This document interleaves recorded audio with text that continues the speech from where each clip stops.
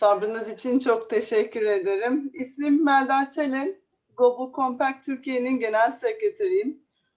Hoş geldiniz ilk önce aramıza. Bugün hem Türkiye'nin hem de dünyanın birçok yerinden hem dinleyicilerimiz ve konuklarımız var aramızda. 2030 yılına kadar yaşamak istediğimiz dünyayı bize SDG'ler, sürdürülebilir kalkınma amaçları tanımladı. Bunlardan belki de en önemlisi 16. sürdürülebilir kalkınma amacı olan barış, adalet ve güçlü kurumlar. Bugün bu amaca iyi yönetişim ilkeleri çerçevesinden bakacağız ve kurumların iyi yönetişimle bu amaca nasıl hasıl olabileceklerini tartışmacılarımızla beraber konuşacağız. Sözü daha fazla uzatmak istemiyorum ve Demet Hanım, Global Compact Türkiye'nin Başkan Yardımcısı Demet İkiler'e sözü bırakmak istiyorum. Tekrardan hoş geldiniz. Thank you, Melda. On behalf of the Executive Board, it is with great pleasure that I welcome you to the UN Global Compact Turkey event on good governance. I am Demet İkiler, WPP Turkey Country Chair and CEO of Group M in EMEA region. I'm also honored and proud to serve as the Vice President of United Nations Global Compact Turkey, where I lead the Diversity and Inclusion Committee. Global Compact Turkey is one of the leading local networks. With its 68 signatories, it's the 8th largest network in Europe and 78th largest in the world. Dear participants, clearly we have many challenges before us in terms of sustainability, and the COVID-19 pandemic has made them more visible for everybody. As business leaders, we need to be well aware that the measure of performance of our institutions can not only be financial results, but also the positive contribution to the social and environmental issues within the framework of good governance principles. Promoting good governance is a multinational challenge. Good governance promotes accountability, transparency, efficiency, and the rule of law at all levels. Good governance also allows efficient management of human, natural, economic, and financial resources for equitable and sustainable development. Good governance guarantees civil society participation in decision-making processes. Good governance also is putting human welfare at the center of all decisions. To survive and thrive, every organization must master the art of balancing the needs of various stakeholders. The COVID-19 pandemic has revealed that the strongest companies and leaders are those that are purposeful and confident about their role in societies.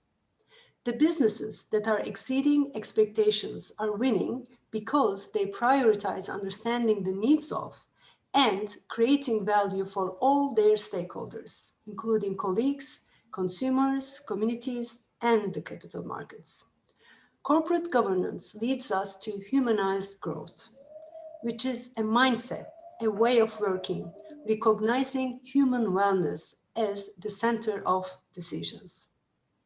The Institute for Real Growth, a not-for-profit and independent institute supported by WPP Group, refers to such leaders as Da Vinci growth leaders. Da Vinci was both left-brained and right-brained. He was whole-brained, both scientist and artist, and he was a humanist, celebrating humanity and its role in the natural environment. Da Vinci profile leaders have a holistic perspective of the environment we live in, the understanding of not just people, but also animals, the communities, and the markets. This is exactly what I mean when I say multi-stakeholder environment. At the micro level, holistic leaders and companies can enhance good governance by integrating corporate sustainability principles into their own operations and relationships, allowing for greater transparency, accountability, and inclusiveness. At the macro level, we can contribute to the development and implementation of international norms and standards, for instance, as part of a commitment to the UN Global Compact. Dear colleagues, good governance should be like air. Its existence needs to be discussed, but its absence would make a huge difference. I'm going to close with a quote from Rumi. Rumi was a Persian poet who lived on our soil during the 13th century, one of history's most cherished mystics. His poetry knows no equal. He says, "The flute is totally empty. It is the breath that flows thorough, sings and dances. To be empty is not emptiness. Let's fill this flute with air and make a great music for all." Thank you very much for taking the opportunity to contribute to this critical and vital issue. I wish everyone a pleasant session, and I give the stage to Melda Çele, Executive Director, Global Compact Network Turkey. Thank you. Thank you Demet Hanım. Çok teşekkürler tekrardan. Rumi'nin sözleri de kalbimizi, içimizi ısıttı. Soğuk İstanbul gününde. Çok sağ olun. Şimdi panelimize geçmeden önce sizi moderatörümüzle tanıştırmak istiyorum. Christina bizim Global Compact ofisinden çalışma arkadaşımız. Christina uzun süredir yönetişim konusunda Global Compact'te çalışıyor. Sözü sana bırakıyorum Christina. Çok güzel bir panel geçeceğine eminim. İnanılmaz birbirinden uzman panelistlerle çok da şanslı olduğumuzu düşünüyorum bir yandan. Onları dinleyebileceğimiz için. Çok sağ ol.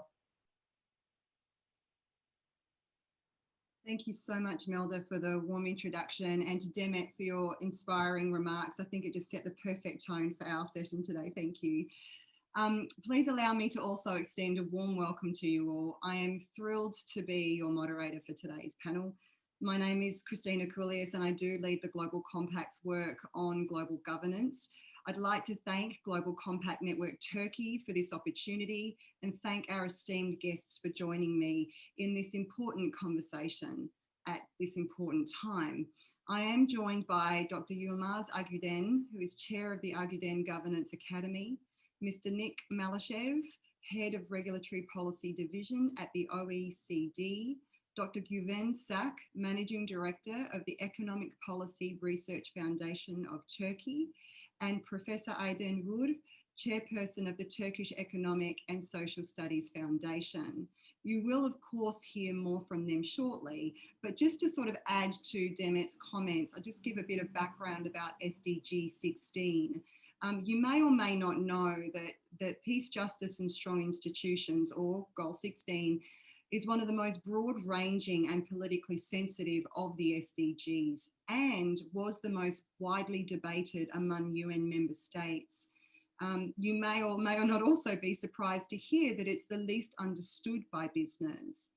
To give you a sense of some of the targets under Goal 16, they're very broad-ranging and include violence including against children, bribery and corruption, illicit financial flows and organised crime, access to justice, legal identity and rule of law, effective, accountable and transparent institutions, responsive, inclusive and participatory processes, and access to information and protection of fundamental freedoms. And that isn't all of them, but it certainly harks back to some of the themes that Demet also mentioned in her wonderful introduction, that it is all encompassing. And so the purpose of today's session is really to demonstrate just how foundational SDG 16 is across all institutions, public and private, to our people and to our planet. In essence, the targets under Goal 16 reflect what good governance should look like, and our guests will explain why good governance is so important to our everyday lives. The work that we're doing here at the UN Global Compact also supports this effort. In 2019, we launched the Action Platform for Peace, Justice and Strong Institutions, which includes providing a normative framework developed for businesses by businesses to help them understand, implement, and report on Goal 16. The framework itself will be released around June this year, and we have done some work already, including last year as part of the UN 75th anniversary. We released a statement from business leaders for renewed global cooperation, which was presented to the UN Secretary General. Now, this was an important milestone which highlighted the critical nature of SDG 16 and just how universal and inclusive it is, as we had 1,300 CEOs from around the world, many of them from Turkey, demonstrated their support for the importance of inclusion and multilateralism, particularly as we are facing some of the most challenging crises of our time. The main theme of the framework is to invite businesses to adopt an expanded view of the G, or governance, in ESG, environmental social governance considerations, and how businesses can contribute directly to SDG 16. This includes expanding businesses' understanding of corporate governance, again, much as Demet referenced, to include the business's culture and values, the strategies, the policies, the operations, and the relationships. So basically the ethos of the business, and also embracing how businesses can contribute to global governance by engaging with governments and civil society to strengthen institutions, laws, and systems, which are so foundational to everything that we do. I'm excited to be speaking with our esteemed panelists today and invite them to now join me in the conversation. We're going to cover two general themes. The first one will be the concept and the spirit of good governance and why it's so foundational to business and society. And the second theme will be about what good governance means in practice across institutions, both public and private, and how we can measure progress and impact. We will then open for a session to you all, so please feel free to send us your questions and we'll try to answer as many as we can, time permitting. So thank you, and let's get started. I will start with Dr. Yilmaz Agüden. Yilmaz, I'd love to hear from you. What do you think good governance is, and what does it mean for all institutions in the context of Goal 16? Thank you, Christina. First, let me briefly introduce myself. I'm the chairman of ARGE Consulting, the first Turkish signatory of UN Global Compact. And I had served as the chair of the local network, as well as the global chair of the Local Networks Advisory Group. ARGE Governance Academy, I'm the chairman of the trustees, and it focuses on exactly the topic of today, basically. And first of all, I would like to congratulate and commend both UN Global Compact and in particular the Turkish network for focusing on SDGs on each calendar, a separate calendar day, because they are really very broad and they need focus if we are going to make any progress. So I think that's a very valuable thing. And right now, I'm particularly happy that we are focusing on SDG 16, which is the basis of good governance. First of all, let's try to simplify the subject matter, because as Christina has outlined, it seems to put too many things into the same bag. Why do people form institutions? There are simply two reasons why humans form institutions. One of them is to have risk management, better manage the risks. The second is to utilize the resources more effectively. Whether this institution is family, a tribe, a company, a civil society organization, local government, national government, or even global institutions such as the UN, the only purpose of forming these institutions are for people to better manage risks and better utilize resources. That brings us to good governance. These institutions can serve their purpose better if they have the trust of their stakeholders. So we can basically simplify good governance as trust of stakeholders. Without trust, all of these institutions have increased transaction costs in trying to implement what they are trying to implement. Lack of trust is like having a high friction coefficient for those of you who understand engineering. You conduct the same work, but with a hell of a lot more energy. So you dissipate a lot of energy if there isn't trust, which means that it serves against the purpose of forming the institution in the beginning.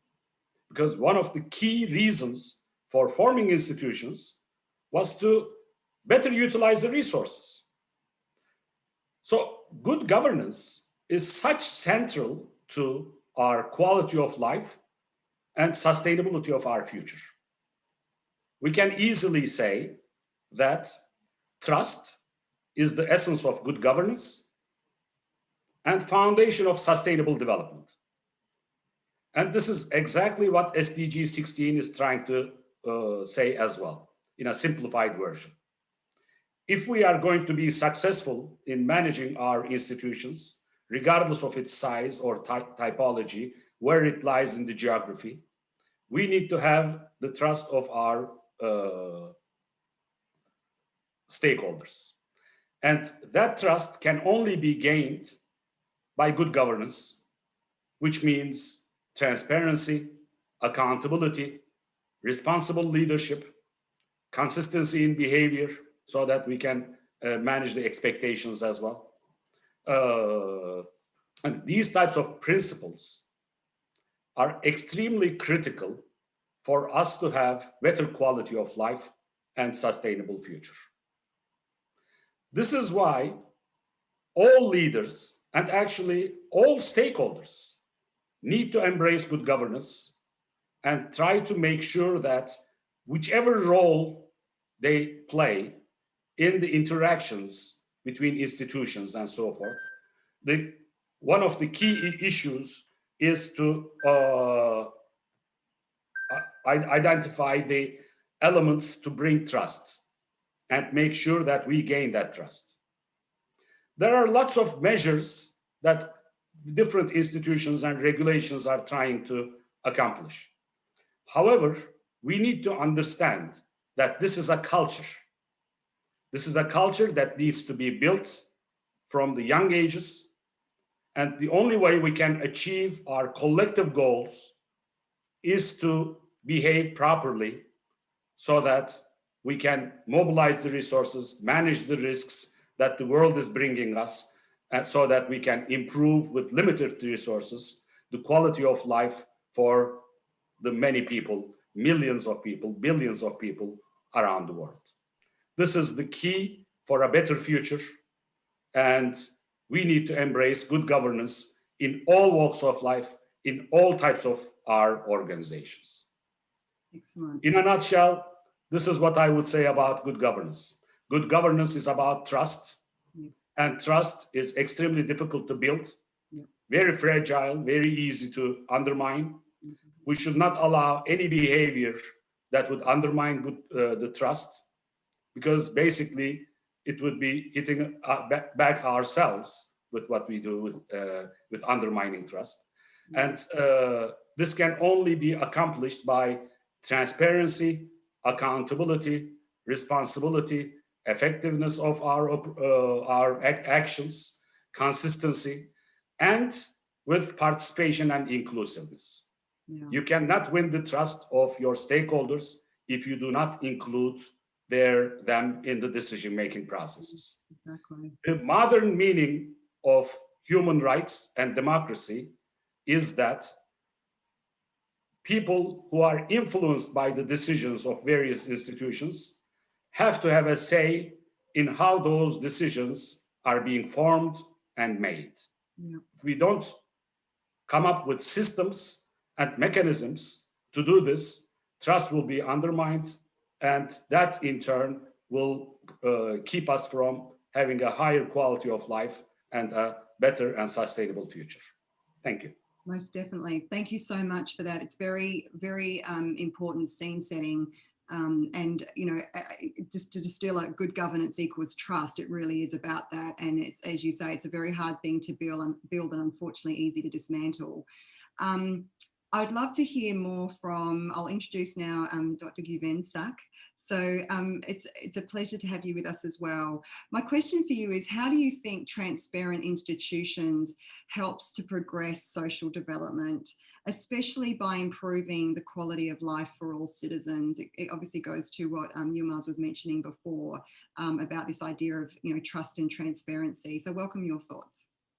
Okay, thank you. Thank you very much, Christina. Pleasure. And I'm very happy to be here today. After Yilmaz, you know, he explained all the things that I was about to say. So let me start in this manner. Let me start this way. There is definitely, you know, a positive impact of transparency on development. No question about that. And it is good for improving the quality of life for the whole society. Let me be a little bit more specific. You know, when you look at Turkey, for example, as a country, there are two instances where Turkey has improved its competitiveness in a very swift, in a very important manner. One is in 1980, and the other is early 2000. Those are all reform periods for the Turkish economy. I'm an economist by profession, so let me go say a little bit, something a little bit more about economics. In both cases, in 1980 and early 2000, what happened in Turkey, I think, the Turkish governments at that time has improved the transparency of the public sector. So it was an important portion of the reform efforts in both of those times. You know, so the participants to the economy, the private participants to the economy, has become aware how the government is going to act in different situations. They get a clear view, clear picture of that. And also at the same time, the economic freedoms for the private actors of the economy has enlarged. And I think we had seen the positive impact of that. If you look at the numbers in a longer time frame. For example, if you look at the UNDP's recent Human Development Report, 2020 report, there are two countries that has improved in the last few decades considerably. One is Singapore and the other is Turkey. So I think those reform efforts, just by improving the transparency of the public institutions, when I mean the public institutions, it includes everything, the public sector banks too.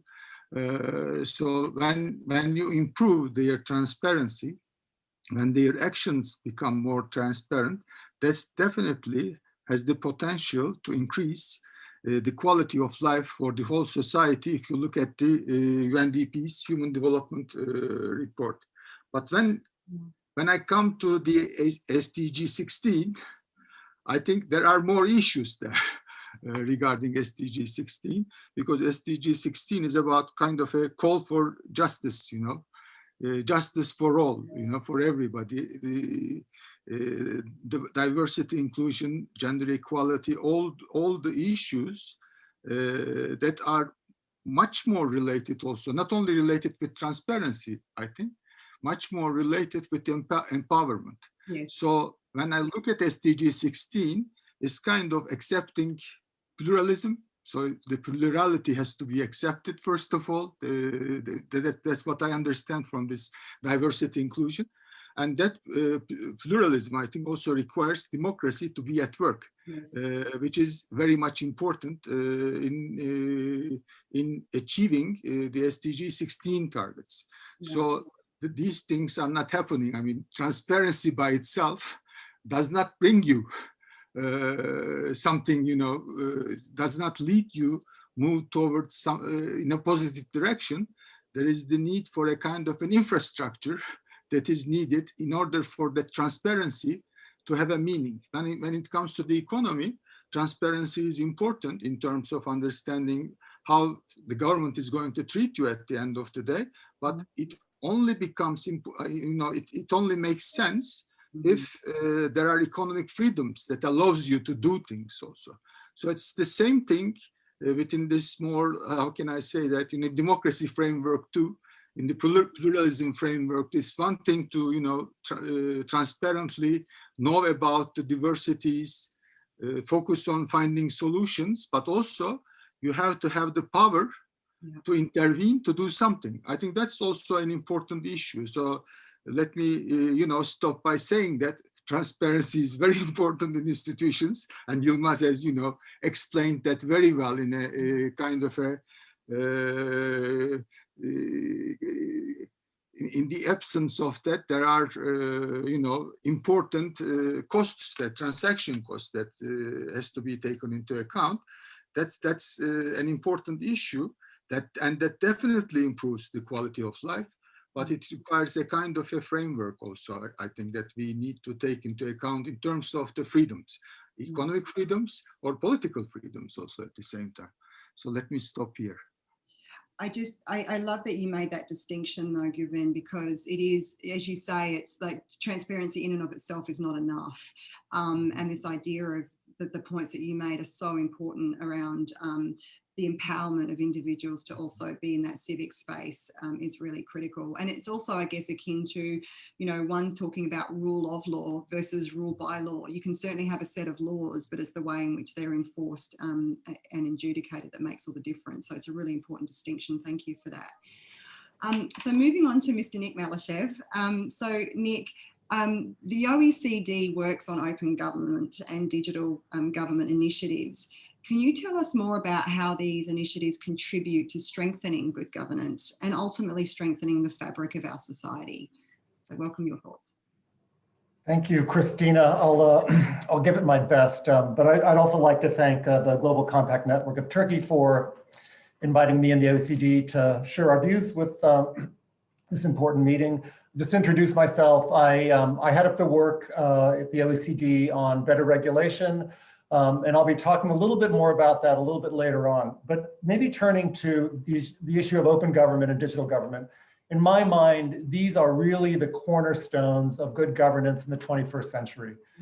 If I think about open government, I think this is where public administrations want to be going. Digital government is all about how fast they're going to get there. So if I could start with open government, I mean, in a nutshell, this is really public administration's efforts to be transparent, to be accountable, and to be sort of participatory. I think it's important to recognize that, you know, I think open government is both a mindset as well as a suite of administrative reforms to get there. I mean, the mindset, I think, is important. I think, you know, if you think about public administrations in the past, they were very closed, monolithic. You know, they were sort of beyond the reach of the ordinary citizen. And I think, you know, open government is really trying to break that insularity to really allow governments and society to engage very, very directly. I think, you know, in terms of these sort of administrative reforms, I mean, these are all about freedom of information, you know, participatory processes, you know, just a range of different kinds of reforms that really allow society to interact much more closely with government and in the policymaking process. You know, what kinds of outcomes can this achieve? I mean, if I think about, you know, governments being transparent, you know, kind of going back to Yilmaz's point, this really allows much more effective and efficient policymaking. If governments are really clear about what they're trying to do and how they're going to go about doing it. You know, I think accountability is like, that really makes governments much more responsive to the needs and wishes of society. And this idea sort of about participatory governance, I think one, you know, clearly government administrations can get lots of new ideas. I mean, you know, this is a bit of like crowdsourcing from society for better public policies. And also back to Yilmaz's point, you know, it's very much about trust. I mean, I think the degree to which citizens and civil society can interact in the policymaking process really does set the foundations for more trust in government. I think it's also important to recognize that clearly, I think delivering SDG 16 will be supported by open government. And to Professor Sachs's point, it's not just about transparency. It's really about that participatory process. Yeah. Government needs to reach out to society to understand what their needs and concerns are. And likewise, this is a platform for society to really tell government where to go. I think it's also really important to recognize that I think open government really, fundamentally will underpin democracy going forward. And I think that's really, really critical in the current point in time where we are now, where I think in a number of jurisdictions, even ones that have very advanced democratic systems and institutions to support that. Maybe that's sort of that's the goal of open government, but the reality of it, I think, is a little bit more sobering. We in the OECD, we're all about measuring things, and we do have quite a bit of data on how OECD countries are kind of delivering on their open government commitments. And it's a bit of a mixed picture. Only about half of OECD countries have an explicit strategy to pursue open government. Clearly, many of those that don't have other reforms that support that, but these are countries that have made an explicit commitment to really do these kinds of things. Moreover than a strategy, I think open government really needs to be underpinned by legal and institutional infrastructure to get it forward.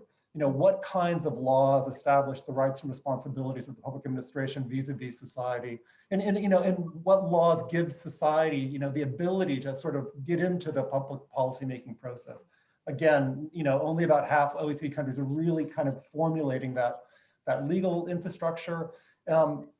And roughly the same amount have kind of created institutions. I mean, is there, an effective leadership to support open government? Is there an institution somewhere within the center of government dedicated towards pushing this strategy forward? Is this well resourced, or is the government just kind of sort of waving its arms around saying, oh yes, we're doing all of these things? Again, leadership, capacities, resources are all really key. And finally, our government's monitoring and evaluating these open government reforms. We find that about 90% monitor them, but only 50% have really done any hard-nosed evaluation. And in just my remaining time, I think this kind of gets me into the digital government space. Clearly, this covers many, many things, and I don't really have a chance to talk about that now. But in my mind, I think governments have to use the data that they have on hand to evaluate and monitor programs, including these. Again, how can you use new digital technologies to really start monitoring real-time implementation of government programs? And more importantly, how can you use artificial intelligence, machine learning, big data to really churn through the information that you have on hand to see whether these programs are working? Are they delivering, the objectives to citizens? Again, it's early days. Very few administrations are doing this. I mean, it's a brave new world, and I think there are, incredible things can happen. But again, citizens need to demand, more accountability of their governments to really take the information that they have in hand and use it to make certain that they're achieving, the desires and goals of the public. So I'll leave it at that. Thank you. Thanks, Nick. That's great. And I think that, it's interesting that you say that, because again, I think the headline was, this idea that open government is really about ensuring and underpinning democracy, but at its core is really about civic engagement and participation and the idea of servicing the needs of communities and society. And I think if we try and bring it back to the business lens too, increasingly we're seeing businesses being challenged in their own organisations to be able to ensure they have more inclusivity, more participation in their own processes. And at the same time are being challenged by governments and, by customers and also employees to make sure their voices are also heard on really important topics that really matter to society. So I think there's a lot of duality in terms of the role of business in internalising these sorts of concepts, but also ensuring that they are acting responsibly when they're engaging with government and civil society on these issues too. Last but not least, I have a question for Professor Aydin Ur. So Aydin, why do you think good governance is so important at the local government level, and how these practices could help deliver on the sustainable development goals and leaving no one behind, making sure we have a better society for all? Çok teşekkür ederim. daha önceki konuşmacılar büyük ölçüde sürdürülebilirliğin öneminin altını çizmiş oldular. Ben Güven Bey ekonomistim dedi, ben sosyoloğum. O yüzden başka bir perspektiften belki sivil topluma ve yerel yönetime inmeden önce hepimizi şu anda kuşatmış olan bir iklimden, bir düşünce, bir hissiyat ikliminden bahsetmek istiyorum. Sanıyorum şu anda dünya önemli bir krizler, iç içe geçmiş krizler içinde. Bunlardan bir tanesini gündeliğimizde yaşıyoruz, koronavirüs krizi. Ama onun hemen arkasında onun besleyici unsurlarından bir tanesi olarak küresellik var tabii. Ya küresel sistemde işte iktisatçıların çok yakından takip ettiği gibi tedarik zincirleri allak bullak oldu, ekonomilerin verimlilikleri aşağı düştü, bir sürü şirket eski olduğu noktadan geriye kaldı ve bir sürüsünün de yavaş yavaş belli boydakilerin kaybolma ihtimali gözüküyor. Bu bir tanesi korona. Bir diğeri tabii iklim krizi, ondan çok daha önemli olduğunu düşündüğüm. Aşısı da öyle bulunduğu zaman 6 ayda meseleyi halledecek bir şey olmayan bir şey. Bu iklim krizi. Üçüncüsü pek sözü edilmiyor ama hissediliyor. O da ileri demokrasilerde bile hissediliyor. Bir temsili demokrasi krizi yaşanıyor. Yani 3 kriz bir arada. En basiti bunların mikroplar, virüslerle ilgili olanı. Sonra bütün yaşam alanlarımız, bütün sistem, ekolojik sistemle ilgili olanı ve bütün bunların için çare bulması gereken siyasal rejimin şimdiye kadar ehven-i şer olarak kabul edilen formunun dahi teklemeye başlamış olması. Aslında bahsedilmesi gereken galiba biz büyük tırnak içinde medeniyet krizi içindeyiz. O medeniyet krizi sanıyorum bir güvensizliği de beraberinde getiriyor. O güvensizliği beraberinde getirmesi aslında adaletle de ilgili sanıyorum. Yani şeffaflık, hesap verebilirlik bunların hepsi var ama adalet. Aslında sürdürülebilirlik çıkışından itibaren böyle bir adalet fikrini içeriyor. Çünkü en kaba tarifiyle daha önce yapıldı tarifler ama izin verirseniz ben de küçücük bir şey yapayım. Yani gelecek kuşakların gereksinmelerinin karşılanması bir sınır getirmeden günümüz insanların gereksinmelerini karşılayacak biçimde doğal kaynakların kullanılması diye başlamış olan bir yaklaşım bu. Ama burada bahsedilen hikaye aslında kuşaklar arası adalet. Ama kuşaklar arası adaletin hemen arkasından gelen yaşayan insanlar arasındaki adalet kategorisi de devreye giriyor. O yüzden de bu global goals'un, yani küresel hedeflerin hepsinin aslında gelip bağlandığı yer 16. SKA. Yani orada peace var. O peace'in olabilmesi için demin söylendiği gibi pluralizmin kabul edilmesi lazım. Ötekileştirmeden herkesin aynı insani değerde olduğunun kabullenilmesi lazım. Justice dediğimizde sanıyorum mahkeme justice'i değil burada. Yani equity anlamında bir justice. Tabii mahkemelerde bu equity'nin sağlanmasının bir mekanizması. Ama esas mesele o hakça bir toplum kurabilme hikayesi. Hakça bir toplum olabilmesine dair baktığınız zaman bu korona bize iyi bir örnek veriyor. Demin sözü edildi güven meselesi, şeffaflık meselesi. Bu korona ile mücadelede en başarılı olanlar dikkat edilirse Yeni Zelanda mesela bir örnek. Kuzeydeki bazı ülkeler mesela Danimarka bir başka örnek. Çünkü bunların geçmişinde vatandaşlarının güvenini sağlamışlık var. Müthiş bir kendi hükümetlerinin şeffaf olduğu, kendileriyle paylaştıkları bilgilerin güvenilir olduğuna dair yurttaşlarda köklü bir inanç var. o köklü inancın üzerine siz mücadelenizi çok daha rahatlıkla oturtabiliyorsunuz. Çok daha büyük bir herkesin rızasıyla katılımını mümkün kılıyorsunuz. O bakımdan ben güvenin ve adaletin altını tekrar çizmek istiyorum. Diğer konuşmacılar gibi. Bir başka hususta... No, thank you. Thank you so much for your remarks. I think that, even if we look at it through this, the idea is it's getting back to the local aspect really is at its core is that social contract. This idea that, when you say we're going through a civilization crisis, a lot of the discussion that we're hearing lately is around the erosion of trust across all institutions, this idea that these crises are stress testing us, whether it's the climate crisis, whether it's COVID, and this idea of, as you say, justice in the sense of equity. We don't want to be leaving anyone behind. And unfortunately, these sorts of crises really amplify where the injustices lie. And, I think that a lot of in the business community, but also publicly, there is this reflection on what does the new social contract look like. A conversation for another day, but certainly this goal 16 is at the core of achieving that. So it's a very interesting topic that you've raised. Thank you for that. So we're going into the second round, I guess, of questions.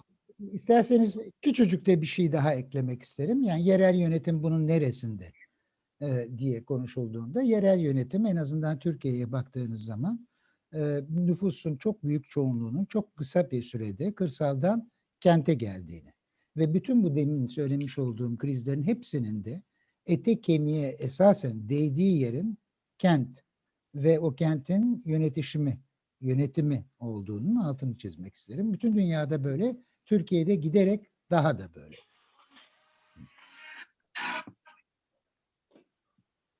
Yeah, absolutely. I mean, we forget, we talk a lot about international agendas and national plans, but it's the impact is really at that local municipality, the municipal level, that we really can't take for granted. So it's an important point that you've flagged there.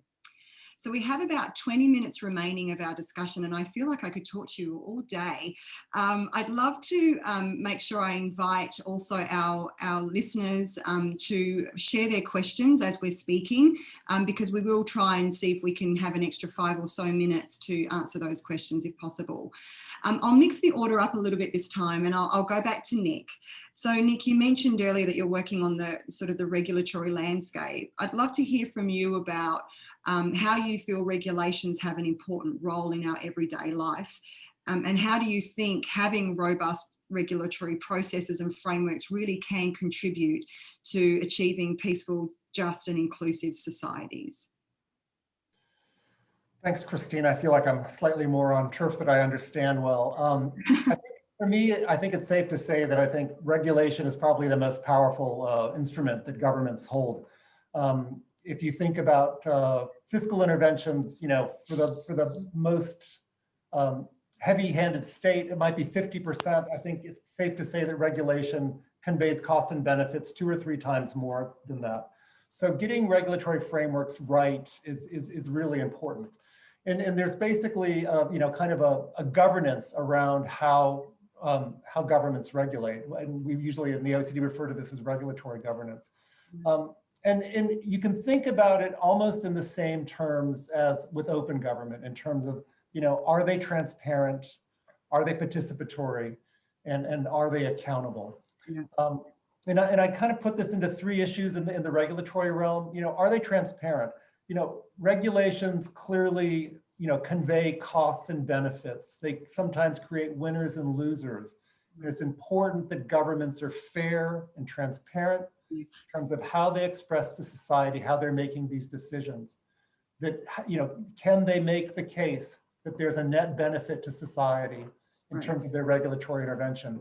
This is usually done through impact assessment systems where governments say, these are the benefits that have been accruing, and these unfortunately are the costs, and are trying to minimize those costs, and they will accrue to certain parts of society, but overall the community will be better off through this intervention. So they have to be transparent and fair.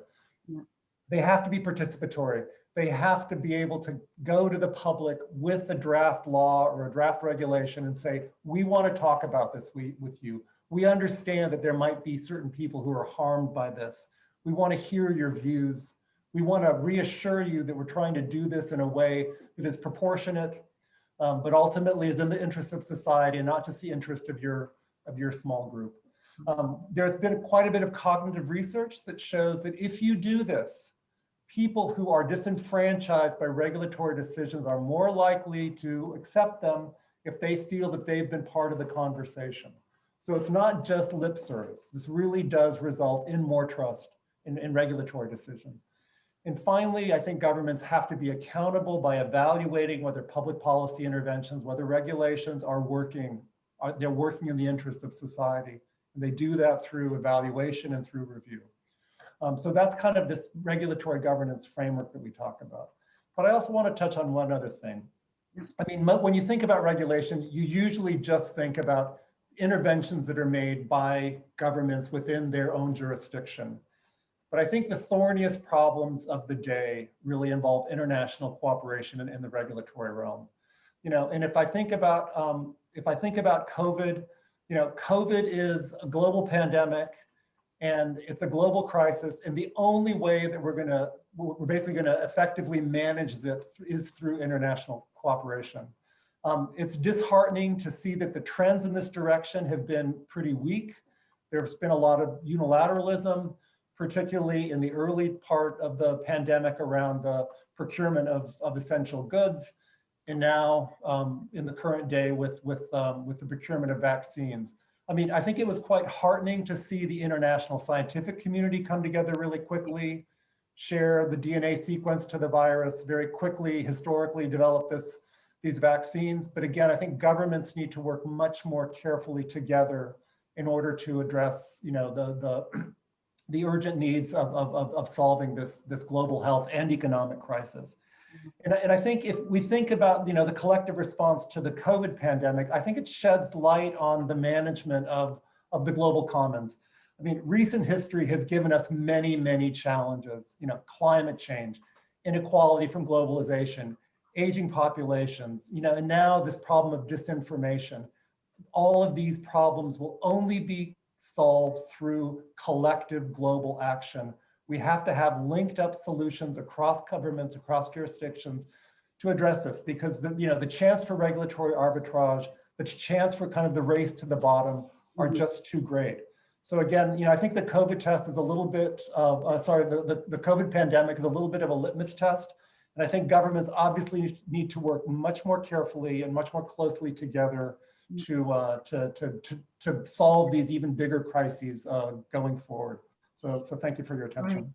No, thank you so much for that, Nick. I think the underpinning message there is that, you know, this is a call for us to have international comity and cooperation. And I think that, you know, we are, you know, regulation will only go so far. Yes, I mean, it's an important framework, important foundation, but unless the mindsets are changed, the leadership is there, the political will is there, all those things really do matter. I think also your comments that you made is a nice lead on to Guven's next question. I feel like Nick also touched on a few themes there as well, Guven. So people are stealing your message before you get there, but I think you provide some wonderful additional insights. Amazing. So this question is around the idea that representative, inclusive and participatory decision-making are critical to good governance. I think I feel like we've established that through this discussion. How do you think these elements can be incorporated into strengthening our institutions, both private and public? I think they're equally important in order for us to better serve customers, employees and communities. How do we do that? Oh, you're on mute.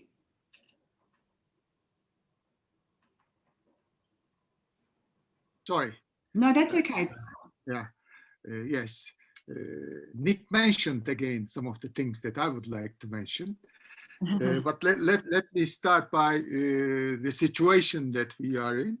I share the view that, you know, this COVID-19, first of all, has made it possible for all of us to cooperate more. I think it's now forcing us to talk more because it's obvious that there is no way out individually out of this thing. I mean, this is true for the countries, this is true for the humanity, this is true for all of us. So I think this has changed a kind of our mindsets regarding the problems, regarding how we are approaching our solutions. I think in that manner, this inclusiveness, participatory processes have become more important, if you ask me, in this new environment. You have to connect more, you have to talk more in order to convince more people, to act together to deal with this problem. It also, I think, helps us, the COVID-19 process. It pushes forward the digital transformation very quickly. And I think it is also empowering the individuals to all of us, by creating new instruments. Because in the past, Yilmaz has mentioned that in his first question, the issue that, the human beings are working together in groups. We come together, we have learned that, we need to do some respacing, introduce social distancing into our endeavors. It's not that easy to do in this new environment, because in the past, in order to put some inclusiveness at some participatory processes, what we do in Turkey at TEPAV, we bring people to great halls like the American town hall meetings. I think we first introduced that into Turkey in 2012, bring all of them together and start a discussion, just to, you both give them the sense that, their views making sense. And also for the other side, for the company or for the government agency or for the parliament who is bringing them together, it also helps that institution to get more views and useful ideas about what the people are thinking about. But now with COVID-19, with digital transformation, I think there are now new ways also to communicate too at the same time. I was looking at the numbers, for example, in October, I think the daily active users of Reddit, this social media platform for discussions, etc., it has increased around 45%. So more people are, looking for information, starting new platforms, discussing issues. And I think this growing importance or growing numbers of Clubhouse also might be related with that too. It may turn into, a new mechanism for participatory or deliberative discussion methods. I think they are also in a process of transformation. So this, together with this mindset shift, I think this fact that these new technologies are enabling us to talk more, to connect more, and more easily. It's less costly. Although we are not very much used to this social distancing issues, but now it is possible for all of us to come together with, different people all around the globe by sitting in our room. I think this is also an important improvement to help us to have more of these deliberative processes, I think. But of course, let me also underline the negative side of it too. That's where I think this digital divide, technology divide issues are becoming much more important now that we need to take into account. And there, let me add one more thing. I think this transparency is important for also within the societies. It's important for knowledge diffusion, which is important for technological change and the diffusion of new technologies, new ideas. So I think, it is very much important. Transparency is important there for the knowledge diffusion impact, which is important for all our societies to improve our ways of life. But I think this rising global inequalities, this digital divide issues are also very much important. I'm thinking in terms of, for example, nowadays there is this huge discussion about green transformation Yeah. in the West, basically. Yes. And the major argument there is, the major argument there is, oh, this green transformation, low carbon technologies to be applied to all the sectors. We already knew about these things, but as there is this huge fixed capital requirement that needs to achieve that transformation, that transition. Now that in the West, the interest rates are negative so low, we can now achieve that and, boost the economies to get out of the COVID-19 depressions, much more easily. But this also means, because on the other side of the aisle, developing countries are not in the same same place, on this side of the world, we have highly indebted companies, troubled banking systems, high CDS, high risk premiums for borrowing. And that makes, this has the potential, I think, to kind of,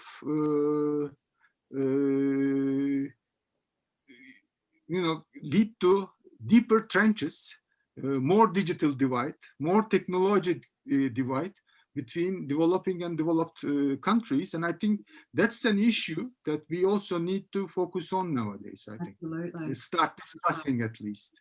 Absolutely. Green Deal and green transformation is good by itself. It has all the good connotations, but it has the potential, I think, to lead to a deeper divide between developing and developed countries at the same time. Absolutely. So let me stop here. No, that's wonderful. Thank you so much. I think, the headline as well is the reality of, to make things participatory, this idea of the public, I think of the public dialogue, and it again relates both to public institutions and private institutions. We're asking businesses to think more broadly about how they're engaging with their stakeholders, whether it's their employees, their customers, or even the communities, whether it's Indigenous communities or disenfranchised communities. And I think that idea of participation is so important. And as you say, technology, I think, also pushes that to some extent, notwithstanding all of the equity issues, because they are significant. But this idea that, it brings those folks together closer, and so businesses and government are more compelled to have to respond, which is the power of technology. I'm mindful that we have about 5 or so minutes left, and we have 2 more questions, and then I'll open it up. So I don't obviously want to take too much time talking more, but just to say to Aiden, just to want to hear from you, if you can, in a few minutes, because I also want to make sure Yilmaz has an opportunity to speak. This idea of good governance for civil society organisations. What role do you think that civil society can help play in making sure that public and private institutions are being held more accountable, both locally and globally? I'd just love to hear your thoughts on the role of civil society organisations. Tabii efendim. Yani aslında bütün bunlar bir niyetten başlıyor. Yönetimin hesap verilebilirlik ilkesini benimsemesi. Onun üzerine de açıklık ve şeffaflık uygulamasını getirmesi ve katılıma kapısını açması. Katılımı kapısını açtığınız zaman 3 husus devreye girmek zorunda. Bir tanesi bilgilendirme, bir tanesi istişare, bir diğeri de aktif katılım. Bunlar olduğu zaman sonuç alınabiliyor. Sivil toplum dediğiniz aslında yurttaşların kendi arayışları için yönetişim unsuru içinde yer almaya çalışmalarının yeri. Baktığınız zaman biz TESEV'de mesela demin dijitalleşme ve dijital yeni enstrümanlardan bahsettik. Bunlardan bir tanesi mesela altını çizmek istediğim bizim bir çalışmamız var TESEV'de. O da daha demokratik bir yerel yönetim için sivil toplumu güçlendirme projesi. Bunun arkasında bir dijital enstrüman var. O dijital enstrüman bir regülasyonlarla, demin Nick'in sözünü ettiği, bizim yerel yönetimlerimize 5 yıllık stratejik plan hazırlamayı ve yıllık faaliyet raporları çıkarmayı zorunlu kılıyor. Ama bu böyle kendi içinde kapalı bir devre olarak gittiği sürece o güven duygusu oturamıyor. Onun için katılımı mümkün kılacak bir dijital araç geliştirmek lazımdı. Biz bütün belediyelerin verilerini, kendileri de tam hakim olmayan verileri bir ortak enstrümanın havuzuna bağlamış olduk. İsteyen belediye, şu anda sayıları 20'yi geçti bizimle birlikte çalışan, bu stratejik planına dair hangi işi, hangi paraya, hangi süre içinde yapacaklarını o enstrüman üzerinde ortaya koyuyorlar. Sivil toplum kuruluşları veya vatandaşlar da onları izliyor. Hangi iş, hangi aşamada ne masraf yapıldı, kendisi nasıl katkı yapabilir konusunda da o enstrümanı kullanarak destek verebiliyor. Dolayısıyla bilgilendirme olması mümkün oluyor, istişare yapılabilmesi ve aktif katılım için eğer kapılar açıksa da yol kurulmuş oluyor.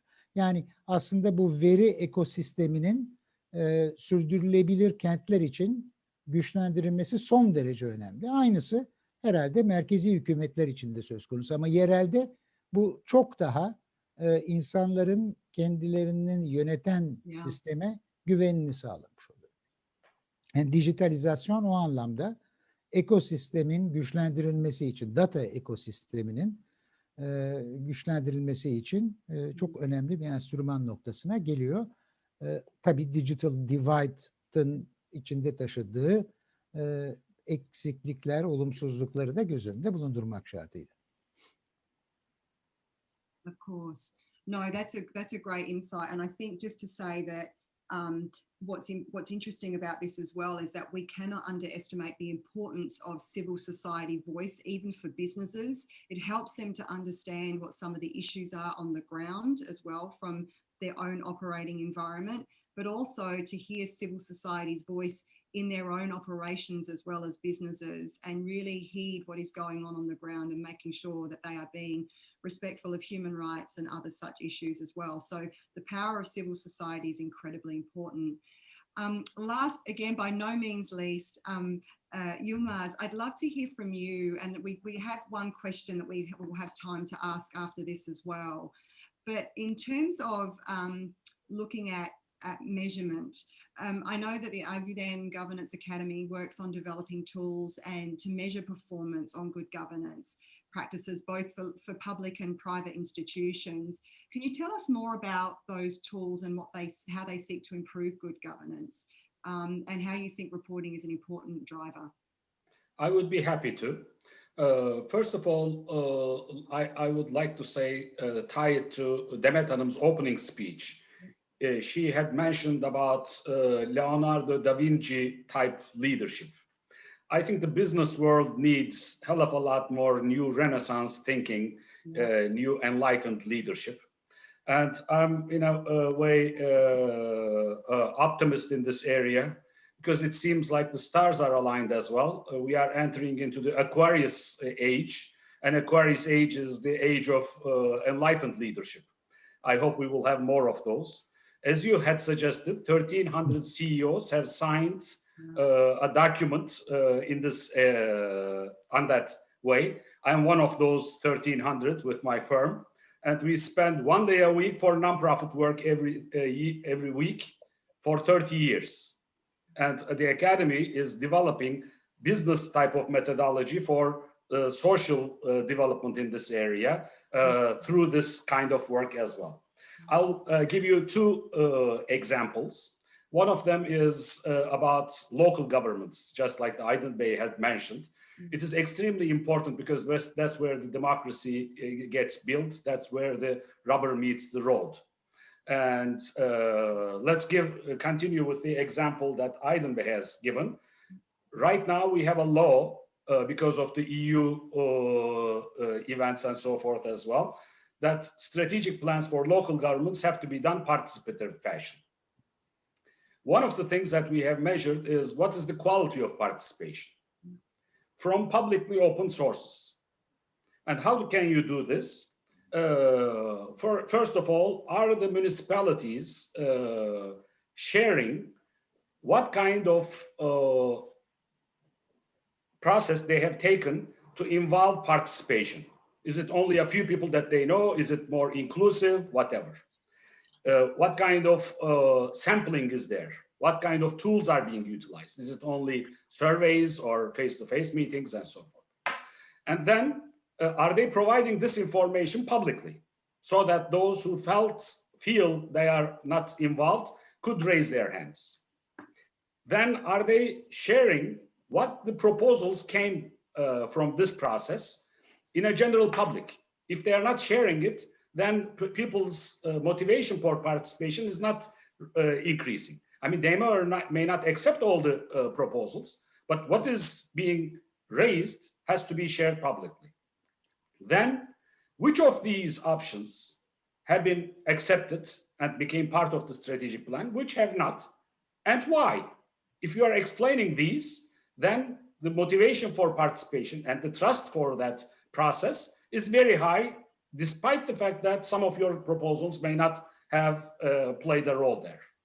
So there's a lot more information like this. Yeah. And the website of the Academy, argdenacademy.org, has available, because it says a public good, for local governments. Similarly, we have done a similar research for global development of SDGs and sustainability issues for the global sustainability leader companies. Top 200 some companies, looking at their publicly available information.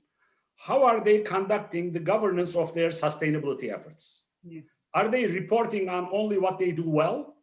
Or do they have a process for stakeholder engagement?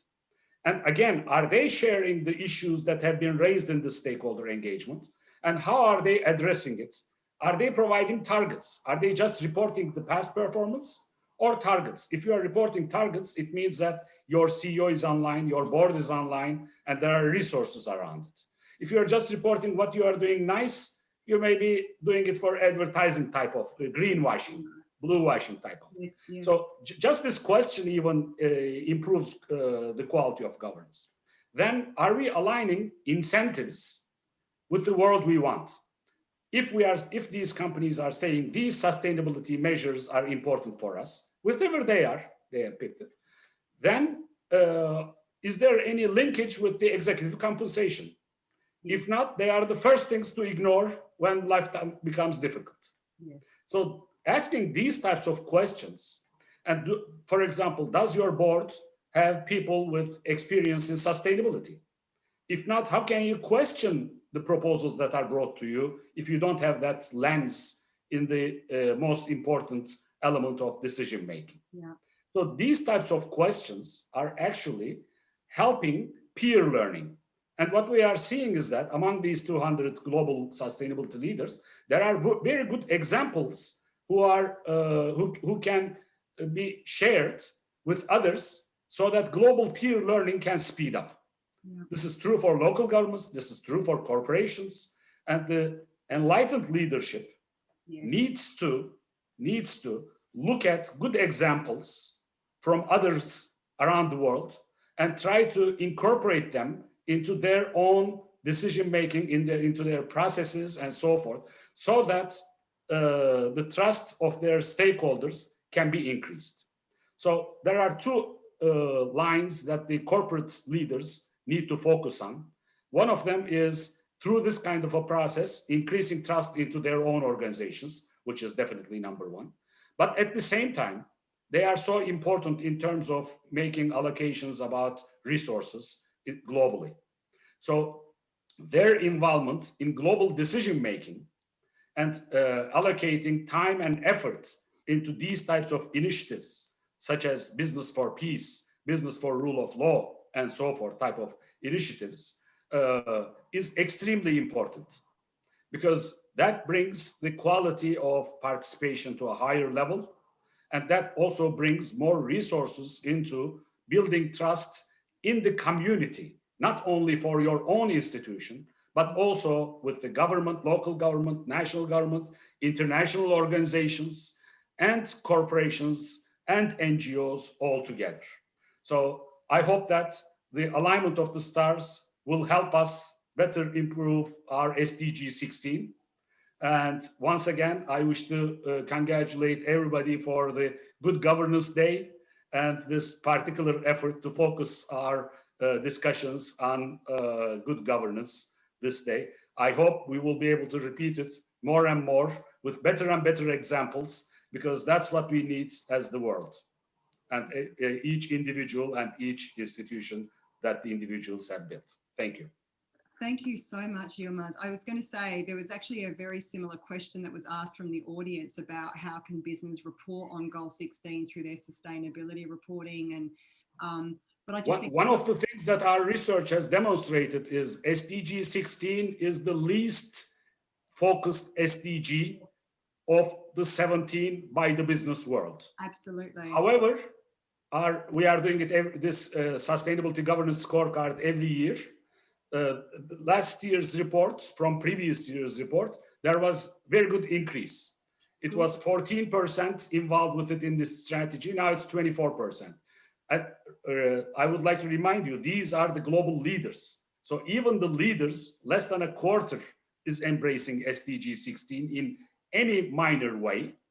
However, there's an increase, and we need to move much faster and much further individually and globally to have a better world.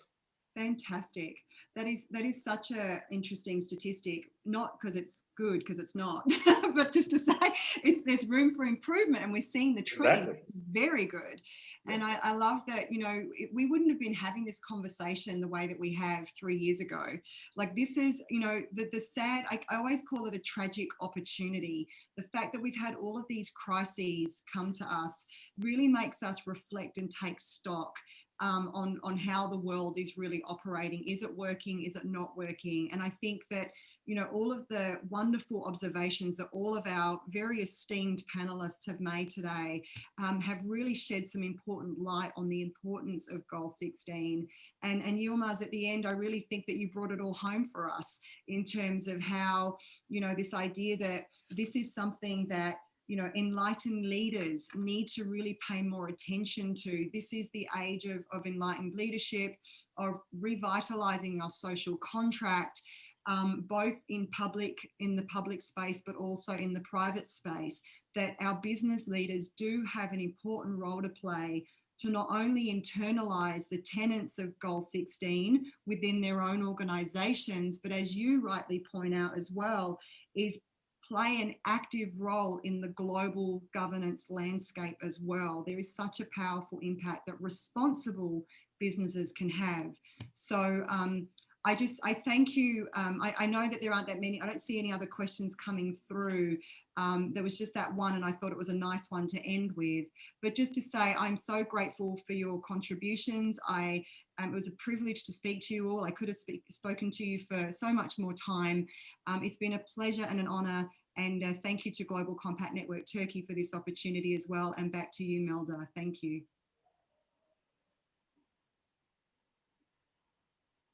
Çok teşekkürler. Harika bir paneldi. Panelistlerimize de çok teşekkür ediyorum.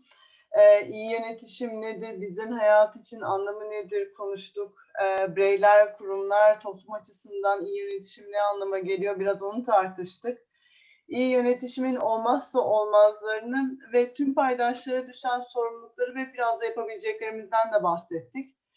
Benim bu panelden çıkardığım mesaj, 2030 yılında SKA'lara ulaşmak istiyorsak kapsayıcı politikalar geliştirmek ve küresel işbirlikleri yapmalıyız. Bu politikaların ve işbirliklerinin başarılı olması için de şeffaflık, katılımcılık ve güven ortamının sağlanması gerekiyor. Tabii en son Yılmaz Bey'in bahsettiği raporlama ve gelişimin takibi konusu da önemli. Gelişimin takibini yapmak ve birbirinden öğrenmenin hızını arttırmak için ölçmeli, gelişimi ölçmeli ve raporlama yapmalıyız diye düşünüyorum ben de. Son teşekkürümü Christina'ya vermek istiyorum. Çok ilham verici bir paneldi Christina. Elle tutulmayan ve kimi zaman anlaşılması zor olan bu konuyu senin moderasyonun ve panelistlerimizin değerli katkılarıyla somutlaştırdık. Bir tane soru gördüm ben. Eğer uygunsa sizler için o soruyu almak isterim. O da şirketlerin sürdürülebilirlik raporlarında 16. SKA'ya dair Neler var? Bu konuyla ilgili hiç aksiyon alanlar var mı diye sorulmuş. Bu soruya cevap vermek isteyen panelistimiz var mı? İlk önce ona şey yapayım. Arzu ederseniz ben bir iki tane söyleyebilirim. Lütfen Yılmaz Bey. Mesela şirketlerin sorumluluğu olmamasına rağmen göçmenlerin kuruma kazandırılması için eğitim programları düzenleyen, bunun istatistiklerini takip eden kuruluşlarımız var. Hatta bunlardan bir tanesi de Global Compact Türkiye'nin bir önceki başkanının CEO'luk yaptığı kurum. Dolayısıyla bu kapsayıcı olmayı, çevresinin sorunlarına çözüm üretme bakış açısını getirmek çok kritik. Bir tane daha örnek vereyim. Bu da bir tekstil şirketinden. Biliyorsunuz su yaşam için son derece önemli bir konu. Ve birçok şirket artık su kullanımını azaltmak için ciddi çaba gösteriyor. Kendi kurumları içerisinde. Fakat bu bahsedeceğim şirket sadece kendi kurumundaki su kullanımını iyileştirmek değil, fabrikalarının bulunduğu havzalardaki su kullanımını iyileştirmek için o suyu kullanan tarım işçileri, tarla sahipleri, o bölgede yaşayan insanlara da daha etkili su kullanımı için eğitim programı getiriyor. Bunu sadece su için görmemek lazım. Bu aynı zamanda bir yönetişim meselesi. Çünkü kendi sorumluluğu o havzayı korumak değil, ama bu enlightened leadership dediğimiz, yani gelişmiş ve daha bütünsel, entegre bakan kurumlar aslında kendi fabrikasındaki su kullanımını azaltmaktan çok daha büyük bir etkiyi o camiaya, o topluluğa verebilir hale geliyor. Çok basit eğitimlerle, çok basit ölçüm mekanizmalarına küçük yatırımlar yapmakla. Kendi fabrikasında yapacağından daha büyük bir zenginlik kazandırabiliyor. Ki bu sonunda da kendisine de faydası var. Çünkü eğer o bölgede kuraklık olursa o fabrikanın taşınması lazım. Oradan bol miktarda göç olacak. Bunun getireceği maliyet, oradaki havzanın daha iyi kullanılması için bilgi paylaşımı ve ölçmenin getirilmesi için yapılacak yatırımınla karşılaştırılamayacak kadar yüksek. Bu nedenle bu enlightened leadership dediğimiz, sorumlu liderlik dediğimiz kavram aslında kazan-kazan ilişkisi getiriyor. Ne kadar bütünsel düşünürsen, çevresini düşünmeyenin çevresi kalmıyor. İçinde dünya olmayan dünya içinde yaşayamıyor. Dolayısıyla dünyayı bütünsel düşünebilmek, çevresiyle ne fayda sağlayabilirim ve oranın yaşanılabilirliğini nasıl iyileştiririm demek, aslında şirketlerin risklerini daha iyi yönetmek kadar daha da fazla değer yaratmalarına da yardımcı oluyor. Ümit ediyorum ki bu anlayış ve liderlik felsefesi bahsettiğimiz tipteki örneklerin çoğalmasıyla dünyada çok daha yaygınlaşacak ve böylelikle de daha iyi bir dünyaya ulaşacağız. Çok teşekkürler Yılmaz Bey. Şu an arkadaşlarım beni uyarıyorlar, vaktimiz azalıyor diye. Soruları alıyoruz ve panelistlerimize ileteceğiz. Cevapları da sizlerle paylaşacağız. Meeting minutlar yayınlanacak mı diye sormuşsunuz. Bütün bunun kaydı yapılıyor şu an webinarımızın ve YouTube'dan da yayınlanacak önümüzdeki dönemde. Oradan takip edebilirsiniz. Şimdi izninizle son sözü BM Türkiye Muhkim Koordinatörü Alvaro Rodriguez'e vermek istiyorum. Alvaro. Good, thank you. Thank you very much, Melda. Teşekkürler to everyone. This has really been very wonderful seminar, and I'm really appreciative of having had the opportunity to listen to Christina and all of our distinguished panelists. I actually had a prepared statement. I will not deliver it given the time and in fact, given the richness of the discussion. But I just wanted to highlight a few points that are at least significant for me in terms of the discussion, and that I think would provide some guidance in terms of some of the work that we can continue to carry out, not only within the different chapters of the Global Compact, but of course, even as UN country teams working with different development stakeholders, including the private sector moving forward. But maybe as a general introduction, I would just say that the SDG goals, you know, the 17 goals, 169 targets, and about 240 indicators, however useful they are, they only capture certain proxies of the sorts of things that we want in our societies and what we want in our global community of nations. And the actual SDG declaration is valuable and in a sense embodies many of the concepts that have been introduced by the panelists. And it's true, sometimes we focus too much on the goals, targets, and indicators, but the declaration itself is a wonderful example of what we can do when globally we put our heads together to think about issues.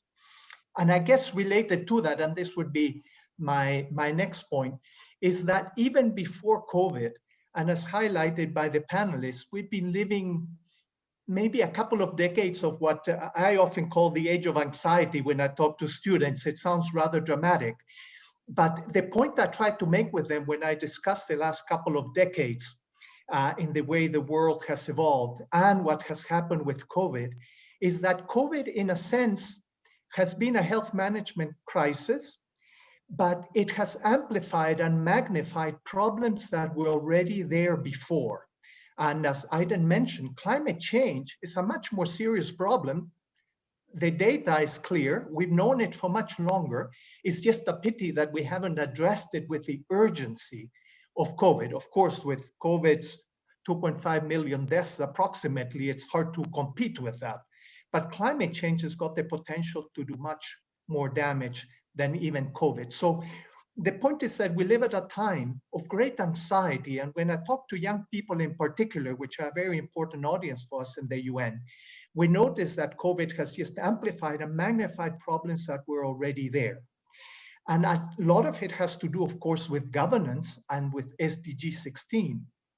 But where I think we've already learned from the early days of conceptualization of SDG 16 is the role of other actors, and particularly the private sector. And in Turkey, this is so incredibly obvious that without the private sector, despite all of the good intentions of government to even civil society, we will not move forward either on goal 16 or many others as well.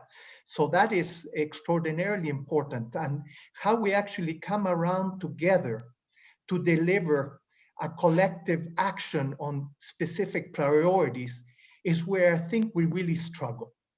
And I think part of the problem has to do with this very interesting discussion that everybody referred to on participation, on voice, on the challenge of illiberal democracies, where just because you elect somebody, it doesn't mean that they will follow liberal policies, follow liberalism. And I don't mean it in an economic sense. I mean it in a political economy sense. We are really challenged there. And illiberal democracy, I think, is one of the features that has reared its head over the last couple of decades around the world. And we see its manifestations in populism and many other ways that have been very noticeable the last few years in particular.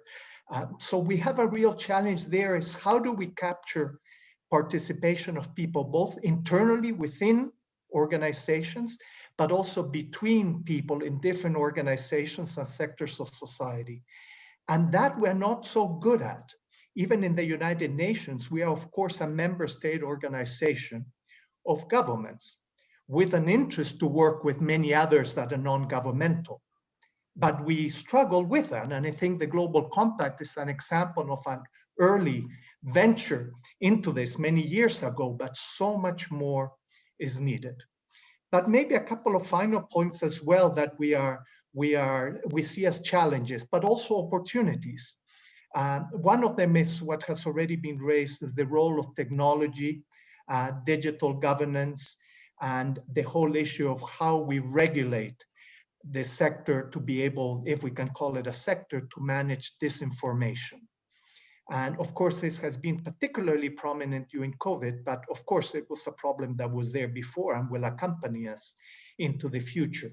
The more we engage in a dialogue to enhance people's voices and communities' voices, the more we enhance participation, paradoxically, we also enhance disinformation, but we also enhance the tools that enable us to corroborate, from fact check to many other measures.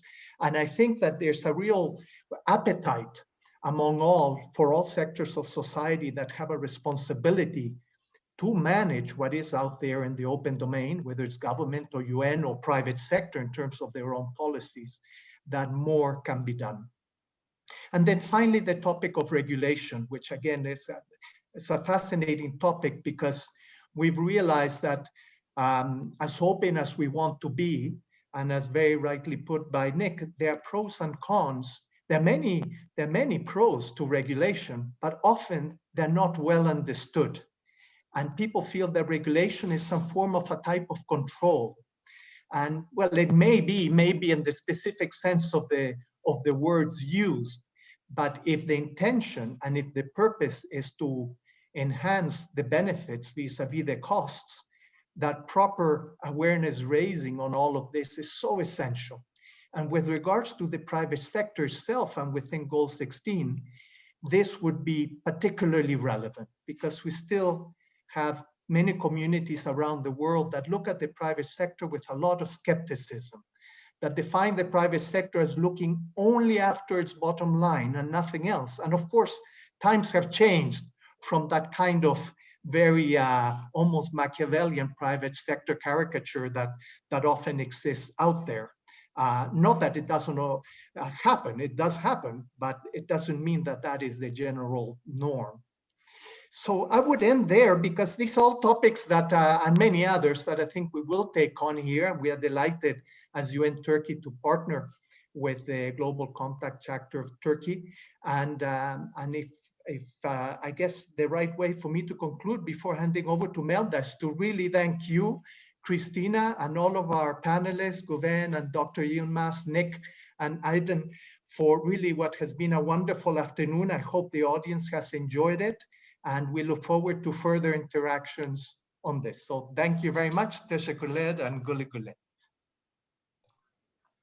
Teşekkürler Alvaro. Çok çok güzel bir sunumdu. Sunumunun içerisinde panel sırasında gelen birkaç soruya da cevap vermiş oldun. Çok teşekkür ederiz.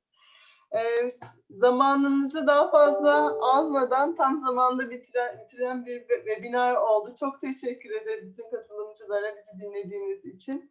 Christina, Yılmaz Bey, Alvaro, Nick, Güven Bey, Aydın Bey tekrardan çok sağ olun. En yakın zamanda görüşmek üzere. Tercümanlarımıza da buradan ufak bir teşekkür verelim. 1,5 saattir bizlerin tercümesini yapıyorlar. Çok sağ olun, iyi günler, iyi akşamlar dilerim.